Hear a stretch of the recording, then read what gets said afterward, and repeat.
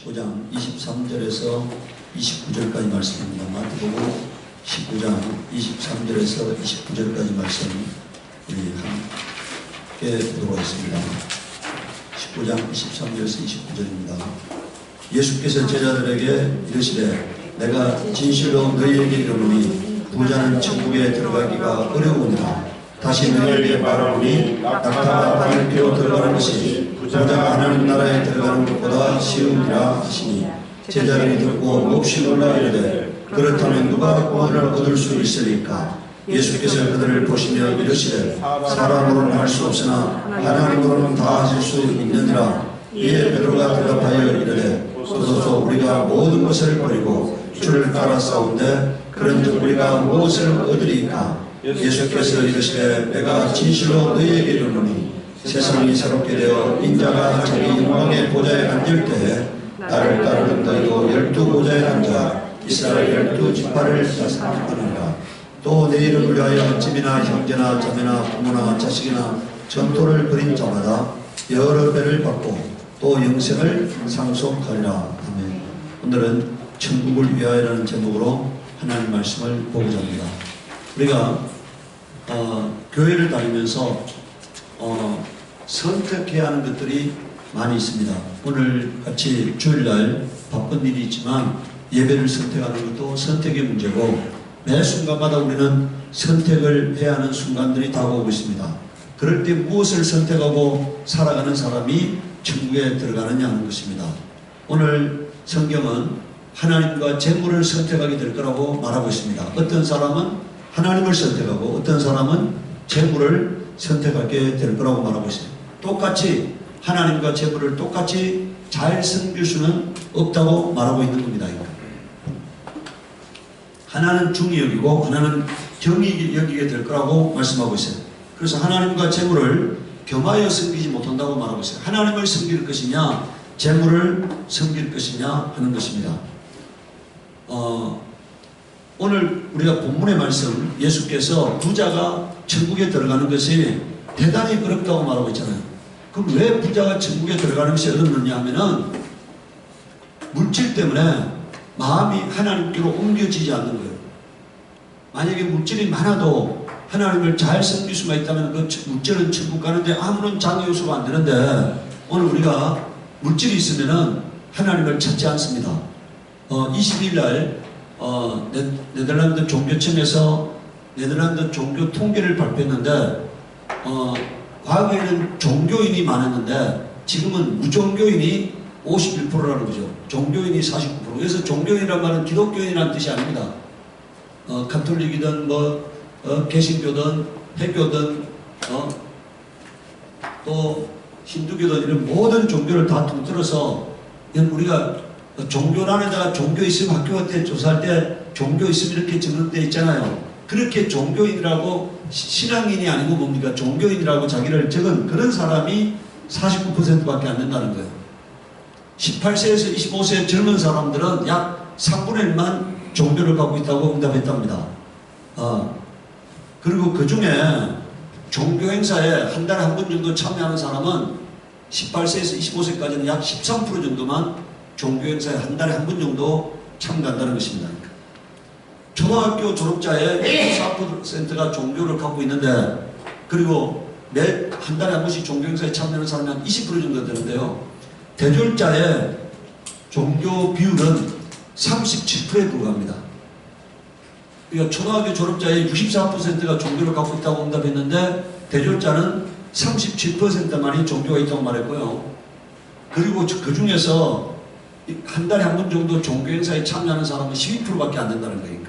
대졸자는 종교행사에 참여하는 사람이 12%. 그럼 그 중에 개신교는 더 적을 거 아닙니까? 전체 종교행사에 참여하는 사람이 12%니까 개신교를 믿고 하나님을 사모하고 하나님 나라를 바라보는 자는 여러분들 저 네덜란드가 어떤 나라입니까? 여러분들 그래도 유럽에서 개신교가 좀 강한 나라예요.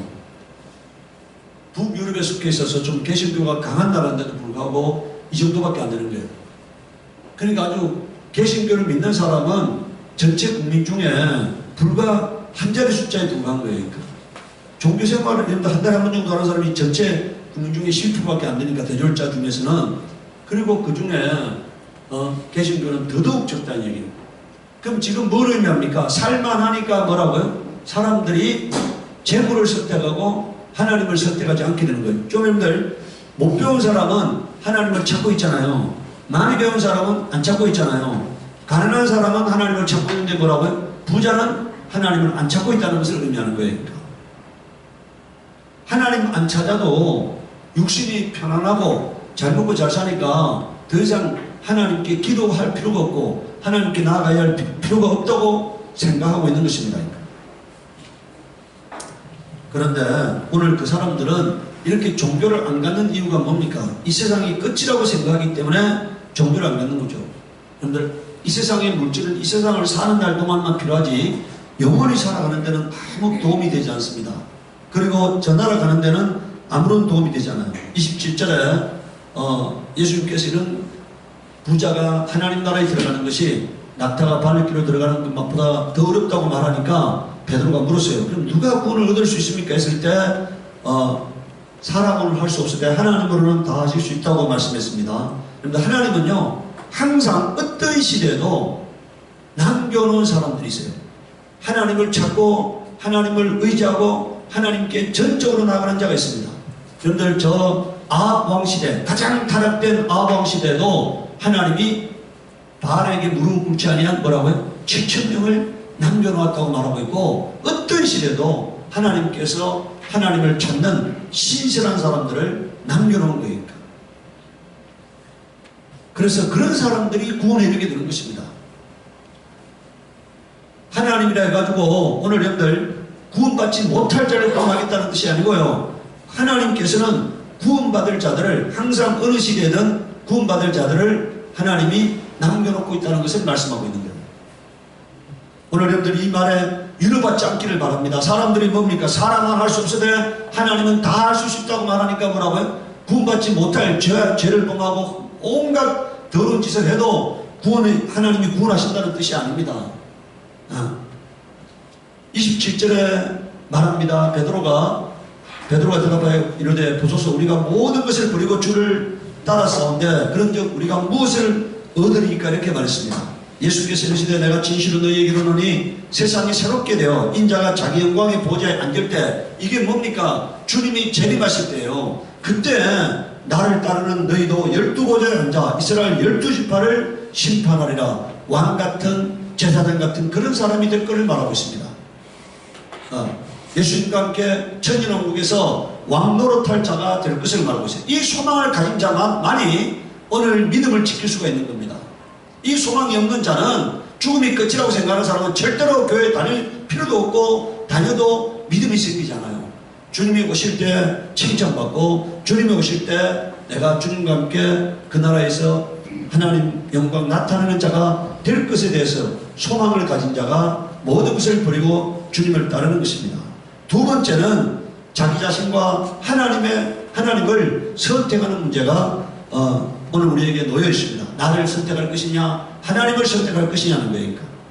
마태복음 10장 38절에 39절에 또 자기 십자가를 지고 나를 따르지 않는 자도 내게 합당치 아니하니라. 자기 목숨을 얻는 자는 잃을 것이요 나를 위하여 자기 목숨을 잃는 자는 얻으리라. 누가 천국에 들어간다는 것입니까? 예수님을 위해서 자기 목숨을 내어놓은 자가 천국에 들어간다고 말하고 있습니다.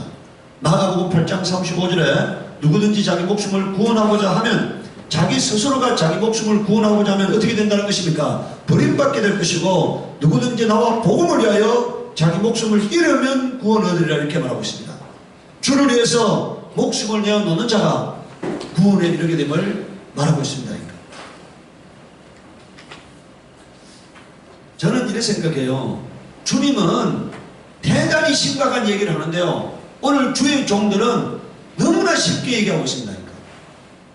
주님은 오늘 성경에 보면은 주님은 구원이 쉽다고 한 번도 말한 적이 없어요. 그런데 오늘 성도 목회자들은 뭐라고요? 구원이 날마다 너무 쉽다고 얘기하는 거예요. 그렇기 때문에 여러분들, 우리가 모세가 저 시내산의 법궤를 받으러 갔을 때 아론이 이스라엘 백성들을 방자하게 만들어서 같이 멸망하게 된 것처럼 오늘 마찬가지입니다. 목회자들이 성도를 방장하게 만들어서 자기도 망하고 교회도 망하고 성도들도 망하게 만드는 그런 사람이 되고 있는 거예요. 오늘 성경은 주님이 말씀했어요. 구원의 길은 좁은 길이라고, 구원을 얻고자 해도 얻지 못하는 자가 많을 거라고 말하고 있습니다. 그리고 자기 목숨을 주님을 위해서 내어놓는 자가 구원 얻는다고 말씀하고 있지 않습니까? 세 번째는 자기 가족과 하나님을 선택하는 문제가 봉착하게 될 것을 말하고 있습니다. 누구든지 사람 앞에서 나를 시인하면 나도 하늘에 계신 내 아버지 앞에서 그를 시인할 것이요, 누구든지 사람 앞에서 나를 부인하면 나도 하늘에 계신 내 아버지 앞에서 그를 부인하리라. 내가 세상에 화평을 주러 온 줄로 생각하지 말라. 화평이 아니요 금을 주러 왔다. 이게 다른 말은 뭡니까? 싸움을 주러 왔다는 얘기입니까? 주님이 뭐하러 오셨다고요? 싸움을 주러 오셨다는 거니까. 어떤 싸움을 말하는 겁니까? 영적 싸움을 말하는 거예요. 오늘 우리가 예수 믿기 전에, 저도 저희 가정도 저희 부모님도 제가 예수 믿기 전에 예수 믿지 않는 가정이었고, 그리고 조상신을 섬기는 가정이었고, 5월 단오 때 가가지고는 산신을 섬기는 그런 가정이었어요. 그래서 제가 예수 믿고 난 다음에 가가지고 예수 믿는 믿음의 정체를 드러내야 하지 않습니까? 그래서 제가 우리 아버지하고 부딪힐 수밖에 없는 거잖아요. 오늘 여러분들이 만약에 아버지의 마음을 얻고자 해서 내 믿음을 숨기게 되면은 우리는 하나님 믿는 것을 드러내는 사람이 될 수 없어요. 가정에서 부모와 자식이 믿음의 문제를 놓고 만약에 타협점을 찾게 되면은 그때는 온전한 믿음이 죽게 되는 것입니다. 하나님이 기뻐하는 믿음이 설 자리가 없게 되는 거니까. 죽으면 죽으리다 하고, 내가 만약에 모든 것을 다 잃는다는 마음으로 내 믿음을 지키려고 할 때 하나님이 나도 지켜주고 가족도 지켜주고 가정도 지켜주는 거니까. 그런데 만약에 내가 믿음을 포기하게 되면은 다 죽는 길로 가는 겁니다. 우리 아버지가 제가 예수 믿으면은 너는 내 아들이 아니라고 했을 때 제가 그런 얘기를 했어요. 만약에 아버지 아들이 아니라 한다 하더라도 내가 다 같이 죽으러 가는 길로 갈 수는 없다 이니까. 다 같이 지옥 가는 길로는 갈 수 없다 이니까. 제가 오랫동안 신앙생활하면서 내가 참된 믿음을 보여줬을 때 우리 아버지가 항상 그런 얘기를 했대요. 우리 어머니한테 제가 믿는 하나님은 진짜 하나님이라고, 제가 믿는 신은 진짜 신이라고 그렇게 항상 우리 아버지가 저한테는 말 안 하지만 살아있는 믿음을 본 거잖아요. 하루, 여러분들 우리가 하루 연기할 수는 있지만 생을 두고 연기할 수는 없잖아요. 오늘 여러분들 36절에 보십시오. 사람의 원수가 자기 집안 식군이라 이렇게 말했습니다. 35절에 내가 온 것은 사람이 그 아버지와 딸이 어머니와 며느리가 시어머니와 뭐라고요? 불화하려 하게 합니다. 왜 불화한다고요? 뭐 때문에 불화한다는 겁니까? 믿음 때문에 불화하게 된다는 거예요. 믿음 때문에, 믿는 문제 때문에 불화하게 된다. 그때 주님이 아까 대전제가 뭐라고 되어 있습니까? 사람 앞에서 나를 시인하면 이렇게 말했잖아요. 너가 만약에 사람 앞에서, 너희 가족 앞에서, 너희 어머니 앞에서, 너희 아버지 앞에서 믿음을 시인하게 되면은 구원을 얻게 된다는 거예요. 그런데 만약에 그때 잠잠하게 되면은, 나를 부끄러워하게 되면은 나도 너를 부끄러워하게 할 거라고 말씀하고 있는 겁니다. 마태복음 19장 29절에 또 내 이름을 위하여 집이나 형제나 자매나 부모나 자식이나 전토를 벌인 자마다, 여기서 그랬다는 게 뭐를 의미하는 거예요? 믿음 때문에 어머니의 마음을 상하게 하고 아버지의 마음을 상하게 하는 것을 말하는 거예요. 버렸다는 게 돌보는 것을 버리고 부모를 효도하는 것을 버리는 걸 말하는 게 아닙니다. 여기서 그냥 유기했다는 게 아니에요. 그러니까 복양의 의무를 저버렸다는 게 아니에요. 그러니까 믿음 때문에 부모를 선택하지 않고 예수님을 선택했다 이런 얘기니까. 그런 자마다 여러 배를 받고 또 영생을 상속하리라 이렇게 말씀했습니다. 여러분들 마가복음 19장 29절에 30절에서는요 30절을 보십시오. 그런 만약에 복음을 위해서 집이나 형제나 자매나 어머니나 아버지나 자식이나 전토를 벌인 자는 현세에서 이 땅에서 집과 형제와 자매와 어머니와 전토를 100배나 받되, 그러니까 주님이요 아주 그것을 주님을 위해서 드린 것들은 주님이 100배로 갚아주시겠다고 말씀하고 있는 거예요. 그리고 받기 박해를 겸하여 받고, 왜 박해를 겸하여 받아요? 믿는 것 때문에 박해를 받아야 합니다. 우리가 예수 믿는 사람이 다른 것 때문에는 절대로 박해받아서 안 됩니다. 도덕적으로 비난받아서 안 되는 거예요. 세상 사람들로부터 예수 믿는 인간이 뭐 저 모양이야 이런 말을 절대로 들어서는 안 돼요. 오직 믿는 것 때문에 그들로부터 박해를 받을 수는 있지만 다른 것 때문에 박해받는 일은 있어서 안 됩니다. 예수를 신하고 증거하는 문제 때문에 박해를 겸하여 받고 내세의 영생을 받지 못할 자가 없느니라 이렇게 말했어요. 복음을 위해서 누구한테도 예수를 시인하는 그런 사람들이 천국에 들어가는 사람이 될 것을 말하고 있습니다. 제가 어제 어떤 분하고 같이 일을 하면서 제가 그런 얘기를 했어요. 나는 하나님이 하라고 하면 하고 하지 않으라고 안 하기 때문에 내 마음속에 내가 주인된 삶을 살지 않기 때문에 전적인 평화가 있다. 그 사람 예수 안 믿는 사람인데 제가 그런 얘기를 알려줬어요. 내가 선택하는 게 아니라 뭐라고요? 하나님을 선택하고 하나님의 음성을 들으면서 하나님이 하라고 하는 일만 하기 때문에 갈등이 없다 이거니까. 그냥 전적인 평화가 있는 거예요. 그리고 뭘 이루어야 한다는 강박관념이 없는 거니까. 주님이 하면은 할 것이고 주님이 하지 말라면 안 할 것이고 멈추라면 멈출 것이고 하라고 하면은 가라면 갈 것이고 그런 삶을 살면은 갈등이 없는 거예요. 내가 주인된 삶이 아니면은 갈등이 없는 거예요. 그리고 그 삶은 누가 책임지는 겁니까? 하나님이 책임지는 거니까. 하나님이 가라고 하는 길로 가면은 그 길은 반드시 하나님이 책임지기 때문에 그리고 그 길이 가장 아름다운 길이고 그 길이 가장 행복한 길이고 그 길이 가장 위대한 길이라는 것을 믿기 때문에 아무 갈등이 없는 겁니다. 주님이 선택한 길은 주님이 책임지시는 겁니다. 주님이 가라고 한 길은 주님이 책임지시는 거예요. 주님이 함께한 일은 주님이 책임지시는 거예요. 오늘 우리가 내가 불안해서 나를 주님께 못 맡기기 때문에 주님이 함께할 수 없는 거예요. 주님이 역사할 수 없는 겁니다. 네 번째는 우리가 세상 문화와 하나님을 선택하는 문제가 항상 우리 앞에 놓이게 될 것을 말하고 있습니다. 고린도전서 10장 20절에서 21절에 무릇 이방인이 제사하는 것은 귀신에게 하는 것이요 하나님께 제사하는 것이 아니니 나는 너희가 귀신의 장과 교제하는 자가 귀신과 교제하는 자가 되기를 원하지 아니하노라 이렇게 말했습니다. 오늘 뭡니까? 귀신을 쫓을 것이냐 하나님을 쫓을 것이냐 이런 문제가 항상 우리 앞에 놓일 것을 말하고 있어요. 너희가 주의 잔과 귀신의 잔을 겸하여 마시지 못하고 주의 식탁과 귀신의 식탁에 겸하여 참여하지 못하리라. 이게 뭔 말입니까? 오늘 여러분들 여기서 식탁이라니까요. 여러분들 이렇게 생각해야 합니다. 이 문제를 요한일서 2장 15절에서 16절에는요. 요한일서 2장 15절 16절에 이 세상이나 세상에 있는 것들을 사랑하지 말라고 말하고 있어요. 이 세상에 있는 모든 것들이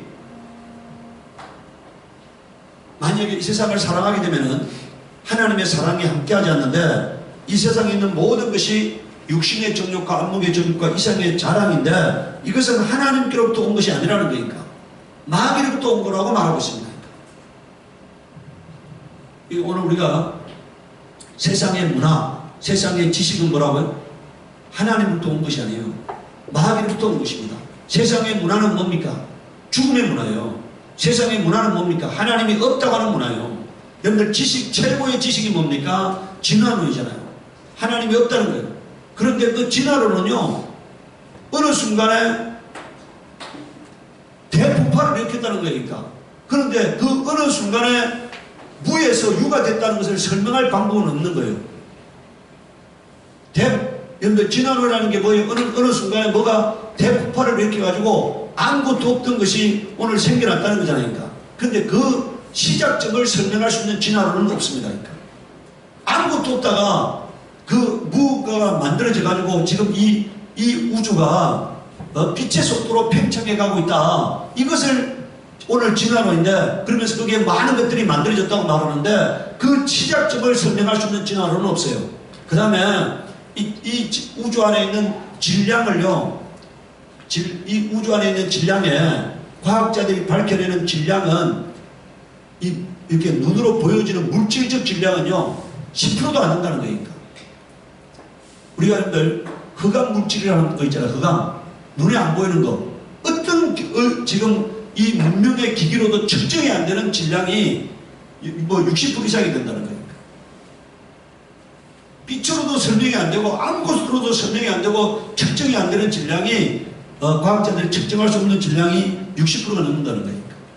그런 지식으로요. 여러분들 그런 지식으로 하나님을 설명하려고 하잖아요. 그러니까. 세상은 그런 지식으로 과학자들이 설명하는 그 지식은 이 우주 안에 있는 질량의 60%를 어떤 것으로도 어떤 기구도 측정이 안 되는 그런 얄팍한 지식 가지고 지금 하나님이 없다고 말하고 있어요.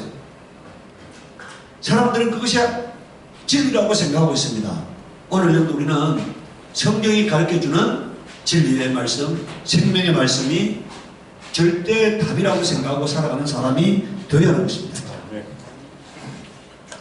다섯 번째요. 하나님의 일과 나의 일을 선택해야 하는 문제가 부딪히게 됩니다. 마태복음 6장 33절에 그런즉 너희는 먼저 그의 나라와 그의 의를 구하라. 이게 뭔 말입니까? 너의 일을 보다가 누구의 일을 먼저 하라고요? 하나님의 일을 먼저 하라는 거니까. 하나님의 일을, 하나님의 나라를 먼저 생각하고 그 일을 먼저 할 때 하나님께서 나의 일이 이루어지게 하시는 거예요. 오늘 여러분들 내가 나의 일을 하려고 하면은 하나님께서 나를 돕지 못해요. 근데 내가 하나님의 일을 하면, 하나님의 나라를 위해서 살아가는 삶이 되면은 하나님이 나의 일을 성공시켜 주시는 겁니다. 오늘 여러분들 이제 바울이 어떤 삶을 살았느냐? 오늘 여러분들 우리가 바울이 살아가는 삶의 족적을 따라가면은 구원에 이르는 삶이 됩니다. 그런데 그 바울이 어떤 삶을 살았느냐? 고린도전서 4장 9절에서 16절에 내가 생각하건대 하나님이 사도인 우리를 죽이기로 작정된 자같이 끄트머리에 두셨으며 우리는 세계 곧 천사와 사람에게 구경거리가 되었노라. 우리는 그리스도 때문에 어리석다 이긴가? 우리는 약하다 이긴가? 우리는 비천하다 이렇게 말하고 있어요. 그러니까 지금 여러분들 사도인 바울이 어떻게 살았다는 거예요? 다른 사람에 비해서 어리석게 살았고 약하게 살았고 뭐라고요? 비천하게 살았다는 거예요. 이게 여러분들 하나님을 믿는 사람의 모습이 되어야 합니다. 하나님 믿는 사람은요 약한 사람이 돼요. 여기서 약하다는 것은요 진짜 약한 것이 아니라 강하지만 사람들을 대할 때는 뭐라고요? 약한 모습으로. 그 다음 두 번째 뭡니까? 좀 어리석은 모습으로.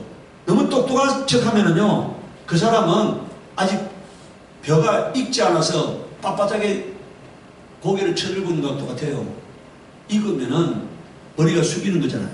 오늘 내 속에 진짜 강한 것이 있으면은 숙일 수가 있어요.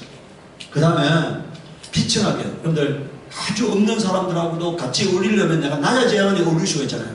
내가 높으면 내가 너무 잘나면은 약한 사람하고 부족한 사람들하고 어울릴 수 없어. 바울은 여러분들 그가 그 시대의 최고의 학자였지만 가말리알 문화에서 배운 바리새인이고 최고의 학자였지만 그리고 로마 시민권을 갖고 있는 사람이었지만 그가 그리스도를 위해서 영혼을 얻기 위해서 가장 약한 모습으로 가장 비천한 모습으로 가장 어리석은 모습으로 사람들에게 다가갔던 거예요. 그러니까 주님을 위해서 오늘 우리가 그런 사람이 되어지기를 바랍니다.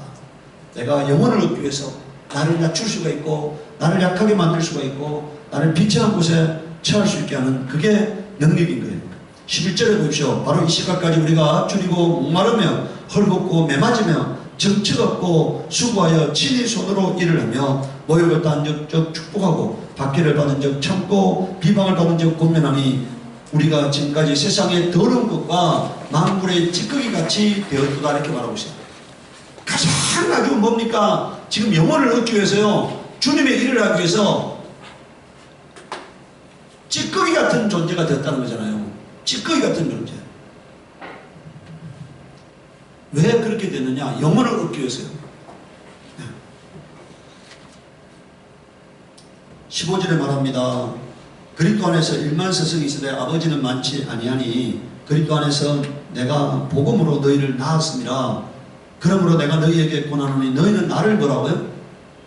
형들 지금 어떻게 하라는 거예요?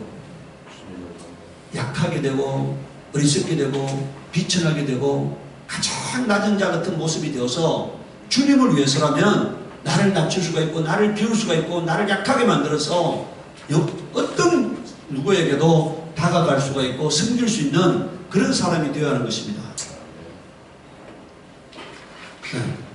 고린도전서 11장 23절 27절에요. 그들이 그리스도의 일꾼이냐 정신없는 말을 하거니와 나는 더욱거라도다 내가 수고를 넘치도록 하고 옥에 갇히기도 더 많이 하고 매도 수없이 맞고 여러 번 죽을 뻔하였으니 유대인들에게 40에 하나 감한 매를 5번 맞았으니 여러분들 40대를 맞으면 죽는다고 생각하고 있습니다. 그래서 한 대 덜 때리는 거예요. 40대 때리면 죽으니까. 그런 매를 5번 맞았다는 거예요. 그리고 태장을 또 3번 맞았다는 거예요. 그리고 돌로 맞고 3번 파손하고 일주일을 깊은 바다에서 지냈어요. 그래서 깊은 바다라는 게 뭡니까? 배가 파손해서 일주일 동안에 그냥 여러분들 이런 널판지 같은 거 붙들고 일주일 동안 바다에서 헤맸다는 거잖아요. 그런 수고. 그 뒤에 또 뭐라고 말하고 있습니까? 26절에 여러 번 여행하면서 강도 당하고 그 다음에 동족으로부터 핍박을 받고 이방인으로부터 핍박을 받고 시내를 건너면서 죽을 분도 수없이 하고 이런 수없는 수고를 하고 27절에 보십시오. 또 수고하고 애쓰며 여러 번 자지 못하고 줄이며 목마르고 여러 번 굶고 죽고 헐벗어느라. 이게 바울이 전도여행을 하면서 살아온 모습이에요. 오늘 우리가 만약에 이런 모습이 된다면은 천국은 반드시 들어가게 될 것입니다. 우리 자신을 비우지 아니하면은요, 우리가 그들먹거리게 되면은 오늘 우리의 이 영적 신앙의 모습으로는요, 천국을 보장할 수 없어요. 오늘 우리가 이 바울이 살아갔던 여러분들, 바울이 없어서 이렇게 된 사람이 아니고 못나서 이렇게 된 사람이 아니잖아요. 주님 때문에 이렇게 된 거잖아요. 오늘 만약 우리가 주님 때문에 자기 자신을 이렇게 비우지 못한다면은, 이렇게 비우지 못하면 남을 섬길 수가 없어요. 오늘 여러분들, 이 땅의 지식인들은요, 이 땅에 많이 배운 사람들은요, 말하는 사람이 됐어요. 지시하는 사람이 됐어요. 말하는 사람이라고요? 지시하는. 말하고 지시하는 사람이야. 자기는 안 해니까. 남보고 지시해. 남보고 말을 해. 하라고. 그런 사람은 하나님 나라에 들어갈 수 없어요. 자기가 자기 몸을 움직여서 수고하고 섬기고 이런 사람만이 하나님 나라에 들어갈 수 있는 거예요. 여러분들, 바울이 믿음이 있기 때문에 자신을 내려놓은 겁니다. 자신을 내려놓았기 때문에 이런 대학자가, 사도가 이런 모습으로 살아갈 수 있는 거예요. 오늘 여러분들 헛똑똑하면은요, 엉터리 같은 믿음을 갖게 되면은요, 그들먹거리게 됩니다. 오늘 목사가 그들먹거리고 장로가 그들먹거리고, 만약에 세상의 사람들이 뭔가 임무가 주어지면은 완장을 찬 것처럼 해가지고 나대는 것처럼, 오늘 교회가 바로 그런 모습이 된 것은 섬김의 도를 배우지 못했기 때문이에요. 예수님이 우리를 섬기기 위해서 십자가를 지시고 바울이 우리를 섬기기 위해서 이런 모습으로 헌신했던 것처럼, 오늘 또 아까 바울이 뭐라고 말했습니까? 너희는 나를 본받는 자들이라고 말했잖아요. 그런 본받는 자가 될 때 구원이 보장될 수 있는 것입니다. 세 번째, 우리가 주를 위하여 살아야 할 이유를 성경은 밝히 말하고 있습니다. 복음에 참여하고자 함이라고 말하고 있어요. 천국에 들어가고자 함이라고 말하고 있어요. 영생에 들어가고자 함이라고 말하고 있습니다. 디모데전서 4장 10절에 수고하고 힘쓰는 것은 우리 소망을 살아계신 하나님께 둠이라고 말하고 있어요. 이렇게 수고하고 힘쓰고 애쓰는 이유는 하나님 나라를 돌아가기 위함입니다. 고린도전서 15장 10절에 내가 나된 것은 하나님의 은혜로 된 것이니 내게 주신 그의 은혜가 헛되지 아니하여 내가 모든 사도보다 더 많이 수고했으나 내가 한 것이 아니고 뭐라고 되어 있습니까? 오직 나와 함께 하신 하나님의 은혜로라 이렇게 말했어요. 바울이 이렇게 수고할 수 있었던 것은요, 하나님의 은혜로 이렇게 수고할 수 있다는 거예요. 이렇게 수고한 자에게 하나님이 갚아주시는 거예요. 그러니까 여러분들, 마지막 갚아주시는 것이 어디서 갚아주시는 겁니까? 이 땅에서 갚아주시는 게 복이고요, 하늘나라에서 갚아주시는 게 영생이에요. 뭔가 하나님이 빚을 져가지고 여러분들한테 갚아줄 것이 있는 사람이 되기를 바랍니다. 이 땅에서 수고하고 애써서 헐벗고 굶주리고 하면서 영혼을 섬기는 일에 자신을 들였기 때문에 하나님이 내가 너를 꼭 갚아주고 싶다, 이런 사람이 되어지기를 바라요. 그런 사람들이 하나님 나라에 들어가는 겁니다. 하나님이 빚을 졌기 때문에 빚을 갚으려고 그를 천국으로 초대하는 거예요. 내가 이 땅에서 주님의 일을 하면서 다 받았어서, 다 누려서, 그러면 하나님이 갚아줄 것이 없는 거예요. 너는 이 땅에서 다 받았다 이니까. 그게 부자와 나사로의 비유에서 말했잖아요. 주님 말씀했잖아요. 너는 이 땅에서 다 즐겼다 이니까. 그러니까 갚아줄 것이 없는 거니까. 오늘 우리가 주님이 뭔가 갚아줄 것이 많은 사람이 되기를 바랍니다. 네. 요한계시록 14장 10절에 또 내가 들으니 하늘에서 음성이 나서 이르되 기록하라. 지금 이후로 주 안에서 죽는 자들은 복이 있도다 하시매 성령이 이르시되 그러하다 그들의 수고를 거치고 시름이 이는 그들이 행한 일이 뭐라고요? 다름이라. 이제 뭐만 남았다는 겁니까? 그가 수고하고 애쓴 것에 대해서 하나님이 보상하는 일만 남았다는 거니까. 이 땅에서 죽도록 수고하다가 죽는 자는 복 있는 자입니다. 이제 하나님 나라에서 하나님이 그 수고를 갚아줄 것이기 때문에 복 있는 자라고 성경이 말하고 있습니다. 이 시간 우리 기도할 때 하나님 내가 이 땅에서 주님을 위해서 죽도록 충성하고 헌신하고 섬기는 삶 살다가 하나님 아버지 앞에 나아가게 하시옵소서 하고 우리 기도하고 있습니다.